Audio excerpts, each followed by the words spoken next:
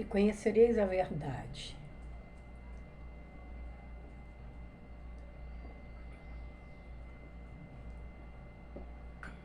E é assim que você é liberto. Enquanto nós não conhecemos a verdade dos fatos, não temos entendimento sobre o que está acontecendo, por que a gente está agindo assim e quais as consequências da nossa atitude, nós ficamos sem acessar determinados patamares de bênçãos. João 8,32, conhecereis a verdade e a verdade vos libertará. A verdade é Jesus, né? Ele diz em 14,6 de João, eu sou o caminho, a verdade e a vida, e ninguém vem ao Pai senão por mim. Então, para nós termos acesso a Deus, ao Pai e a todas as bênçãos que a presença dele nos traz, nós temos que vir pela verdade, que é o caminho. E é o que nos dá vida com Deus. Tem atitudes nossas que estão atraindo resultados opostos ao que nós queremos e nós não temos noção disso e continuamos agindo da mesma forma, atraindo um resultado que nós não queremos ou deixando de atrair aquilo que nós queremos com aquela atitude por falta de entendimento. A verdade é o que clareia, ela esclarece, né? Ela clarifica, ela traz luz àquilo que está escondido nas trevas da ignorância. Ignorância é quando nós não sabemos a respeito de alguma coisa. Não é sinônimo de grosseria, tá bom? Ignorância e grosseria são coisas diferentes. Ignorância é ignorar, é não saber. E eu percebo que hoje, estou entrando numa brisa tão gostosa aqui agora. Eu percebo que hoje o Senhor quer trazer luz a algo escondido, a entendimentos que nós precisamos ter. Caraca!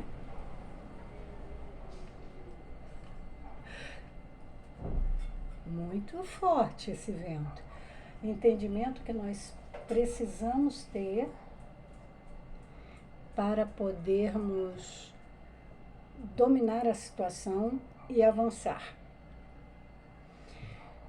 Eu vejo isso também muito em relação à igreja evangélica. A igreja evangélica, ela, por ter um público heterogêneo, que está em diversas fases de entendimento, do conhecimento da vontade de Deus, eu vejo que a massa não recebe normalmente, no geral, tá? Um alimento verdadeiro. É como o autor da carta aos Hebreus fala no capítulo 5, finalzinho do capítulo 5 e vai entrando no capítulo 6, mas no finalzinho do capítulo 5 ele fala assim, eu queria falar com vocês como se fala com adultos. Eu queria dar alimento sólido, mocotó, mas eu preciso alimentar vocês com leitinho ainda, porque vocês se fizeram negligentes para ouvir. Tem muitas coisas da palavra de Deus, e aí eu culpo os líderes, tá? Que não ensinam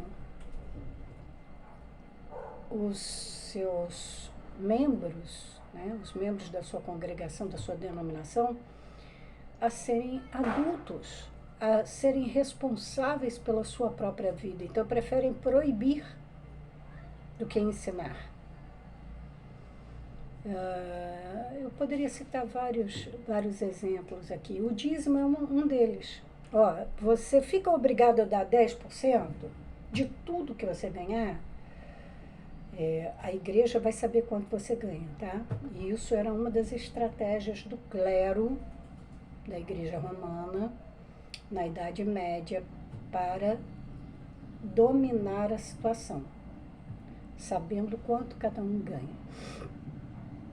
E ao passo que a oferta você dá liberalmente daquilo que você tem, não daquilo que você não tem. E você dá com alegria e não por constrangimento, leia-se obrigação, né? E o Paulo, que é apóstolo para a igreja gentílica, ele não fala em dízimo em nenhum momento, mas fala em ofertas. E ele ministra esse entendimento sobre ofertas na segunda carta aos Coríntios, capítulo 9. Eu gosto muito da versão da Nova Bíblia Viva. Isso é uma das coisas, né? As únicas duas vezes que se fala em dízimo na Bíblia, no Novo Testamento, Jesus, em Mateus 23, um dos ais de vós, ai de vós, quando ele está advertindo os fariseus, por Jesus ser judeu, falando com os judeus, ele não veio aqui falar para dar pernada aos judeus na lei de Moisés. O dízimo não é da lei de Moisés, Abraão deu o dízimo. Aí já é o segundo momento em que Jesus, em que o Novo Testamento fala sobre... Peraí, gente. Resolvido o problema do tufão aqui agora. É o segundo momento em que no Novo Testamento é mencionado o dízimo, que é a carta aos Hebreus capítulo 7, quando o autor aos Hebreus, falando para hebreus são judeus, e ali naquele caso são judeus que se converteram ao cristianismo, mas que estavam acuados, escondidos, com medo, desde que Jesus foi morto, os apóstolos começaram a ser perseguidos e alguns mortos, como o Tiago. Então, é a época da dispersão da igreja. E aí, o autor aos Hebreus, autor da carta, fala para eles sobre tudo aquilo que o Antigo Testamento, a lei de Moisés, falava que se referia a Jesus Cristo.